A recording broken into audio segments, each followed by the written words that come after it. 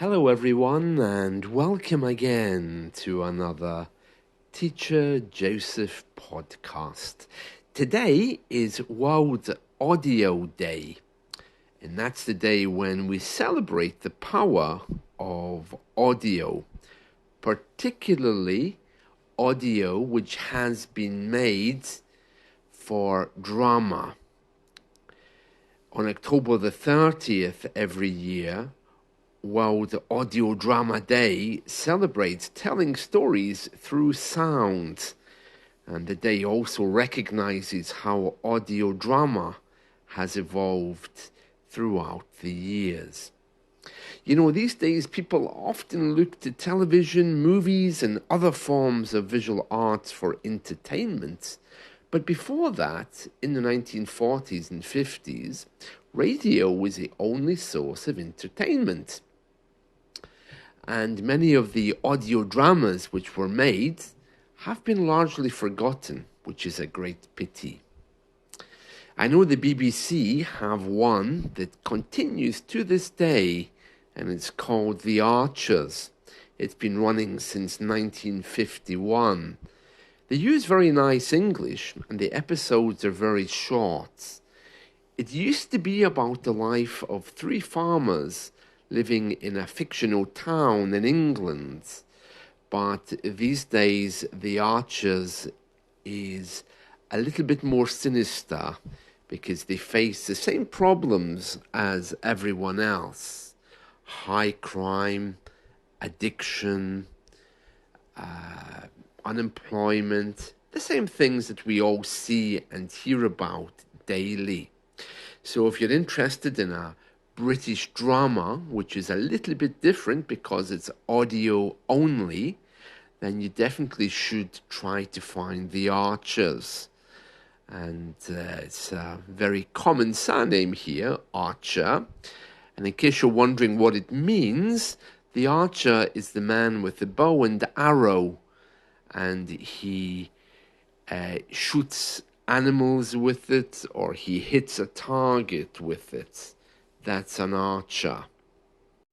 And we're going to look at some idioms a little bit later regarding archery. There's quite a few of those, surprisingly, in English, so we're going to look at those. But let me tell you, first of all, about one of my favorite radio dramas. If you're looking for complete escapism with a little song and dance in the middle, you know, entertainment with no meaning except to entertain you, then if you go to YouTube, you'll find The Railroad Hour. The Railroad Hour was a radio series of musical dramas and comedies broadcast from the late 1940s to the mid-1950s. It's American, and it has some very famous names. I should really use the past tense, had some very famous names, because it's long since gone, unfortunately. I think it was broadcast from the late 1940s to the mid-1950s. They're all preserved. They're all on YouTube. And it has a fascinating history. And it's usually very simple language, very simple stories about a man and a woman, you know, who are maybe walking in the park, and then they both decide to sing. Yeah, it definitely is a product of its time. So if you're looking for some kind of Hollywood experience, the Railroad Hour is definitely for you. It's kind of like big band music, you know, it's an extravaganza where they talk, they do a little drama, they sing. It sounds like they're dancing. So yeah, very nice, very nice. Doris Day, I think, was involved with those. So was Gordon MacRae, and they also did some really famous episodes. But I'll let you find those for yourself if you're interested. It was sponsored by the Association of American Railroads, and it was like musicals and operettas. Um, some of the names involved: Gordon MacRae, Jean Holloway, Jerome Lawrence.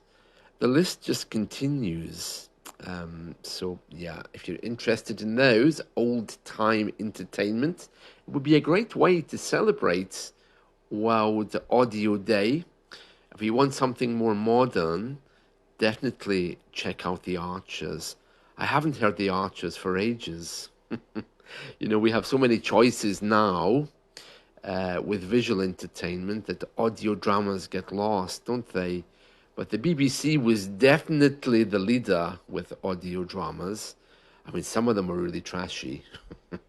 They weren't all great, but The Archers has a really, really big archive on the BBC. So, something to think about there. Right, let's do some idioms about archery. Now, this is really interesting because archery was a very famous sport here. And in fact, I remember locally in this area, they used to have an archery day where they would go to the top of the church tower and fire they would fire a bow. So let's have a look at some of these. So the first one here is straight as an arrow, okay, which is referring to something or someone going in a direct straight line or being honest and forthright. So if someone in English is considered to be very straight or as straight as an arrow, it means they always tell the truth. They don't mess around with politeness. They are quite direct.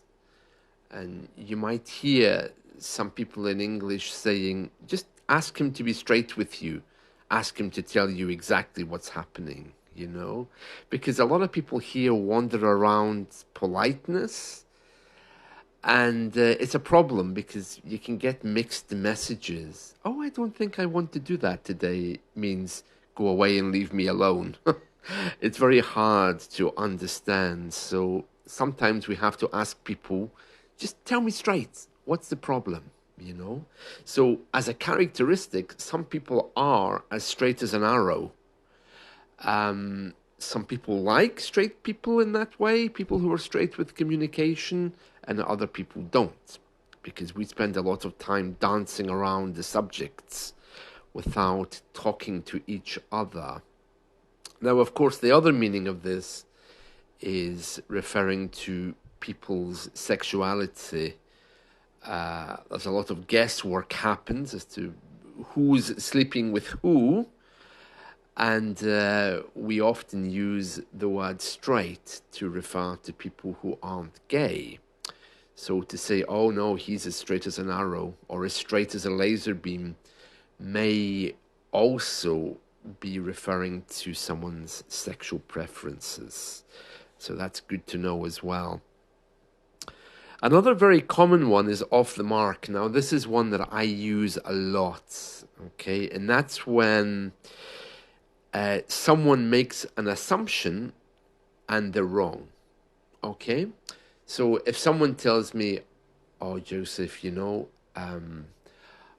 I think that nobody likes me, okay? I could say, I think you're a little bit off the mark there. Or to be more direct, you're definitely off the mark there because I know a lot of people who like you, you know? Or another thing, just another example, okay, might be if someone's learning English and they do very, very well, but let's say they get maybe 2 or 3 conditional sentences wrong. I can say, oh, your conditionals are very, very good, but you're just a little bit off the mark, off the target. Is what it means, okay? So something which is just a little bit off the mark is usually something which has just missed the target, but we can also use it to correct someone who's made an assumption about something. Oh, I don't like John because uh, he's always very rude to me. Well, I think you're a bit off the mark there. John's actually very nice, you know. Or if someone comes to you with gossip, you know, and they want to tell you about why they think the company is going to fail. Oh, you know, I heard there was a meeting yesterday between the bosses, and from that meeting, I think we're all going to be out of a job next year. You could say, no, I think you're a bit off the mark there. Our boss wouldn't let that happen. How do you know? Okay, so there we are, off the mark. Okay, when you don't really have an understanding of something and someone corrects you, they say you're a bit off the mark. It means you've kind of almost got it, but I don't think it's right. And it's used when someone makes an assumption or if someone is just wrong, maybe doesn't have the info about something. You may have had another one, a shot in the dark. This is another one that I use, and it's when you make a guess about something that you know nothing about. So if someone says, Joseph, what's the capital of Australia? And I'm thinking, oh, I don't know if that's Melbourne or Sydney. I don't know. Do I have to choose one of those? And the man says, yes, you do. Okay, what's the capital city of Australia? You have 5 seconds. I can say, well, I honestly don't know, but I'll take a shot in the dark. Okay, I'm going to go for Melbourne. There we are, a shot in the dark. So it's when you make an uninformed guess about something, a shot in the dark. Someone asked me the other day on italki, they said, okay, what country do you think I'm from? And I'm thinking, with an accent like that, I don't know. I don't know. So I said to them, I'm going to take a shot in the dark and say Hungary. And I was right. I was quite surprised. Quite surprised. Now, the response to that, a shot in the dark, is to be wide of the mark. And that means far from the targets, to be wide of the mark. Now, this is interesting, okay? Because in English, here in the UK at least, we always say wide off the mark. But the proverb itself is actually wide of the mark, okay? And it means far away from the target. So if I say, aha, Hungary, the person might say, no, you're wide of the mark there. They probably would say wide off the mark because that's the way we always say it. You're wide off the mark there. I would say, oh, let me try again. Slovakia. There we are. So a shot, if you take a shot in the dark, it's something, you could be right or you could be wide off the mark. But remember, it's wide of the mark is the correct idiom, but you're going to hear off. I always use it with off. Okay. So lots of idioms here about archery. It's something I've never really been very interested in. I had an uncle who used to do the papingo shoots, and I never understood why they used that word, papingo. But anyway, there was a famous shoot near here when I was a child called the papingo shoot. I don't know if they still do it. When they were shooting an arrow, or as I mentioned earlier, firing an arrow. Some people use that verb instead. Let's do another one. Oh, to bow out. Yeah, that's a famous one. I'm sure you've heard of that. It means to withdraw or to retire. To bow out is to say that you're leaving and you go. So you can imagine an archer stepping back after taking a shot, and then the next person comes along. That was referring to as bowing out, and we use it a lot. especially when people are leaving, doing something different. They can often say, okay, I'm going to bow out, so I will catch you all later. Actually, last night I had visitors. Yeah, honestly, my apartment sometimes is like the United Nations. Okay, so of course, I have the family from Venezuela, and then a Polish lady came to visit with her friend who was Scottish but married to a Pakistani man. And so she brought her child, who's half British, half Pakistani. Honestly, my apartment is like the United Nations sometimes, especially on Skype. Oh, yeah.